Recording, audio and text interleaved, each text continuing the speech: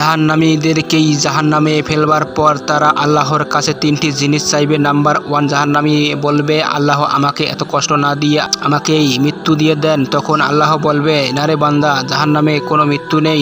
Number 2, নাফরমান জাহান্নামী তখন বলবে, তাহলে আমাকে একটু জাহান্নামের আযাব হালকা করে দেন, 1 মাসে অন্তত একটা দিন বিরতি দেন, 24 ঘন্টার মধ্যে আমাকে 10টা মিনিট হলেও আযাব থেকেই বিরত রাখো। হায় মাবুদ, আমি আর পারছি না জাহান্নামের কষ্ট সহ্য করতে। তখন আল্লাহ তাআলা বলবেই, 1 সেকেন্ডের জন্য জাহান্নামের আযাব কখনো কমানো হবে না। নাম্বার 3, নাফরমান বলবে, আল্লাহ আমাকে দুনিয়াতে আর একবার পাঠিয়ে দিন, আমি গিয়ে শুধু আপনার ইবাদত করব। তখন আল্লাহ বলবে, দুনিয়াতেই আর ফেরত দেওয়া হবে না, ততক্ষণ হায়াত যতদূর হায়াত দিলে নেক আমল করা যেত বান্দা, তোকে তো তত দূর ওই হায়াত দিয়েছিলাম। আল্লাহ আমাদের সকলকেই জাহান্নামের ভয়াবহ আযাব থেকেই রক্ষা করুন, আমিন।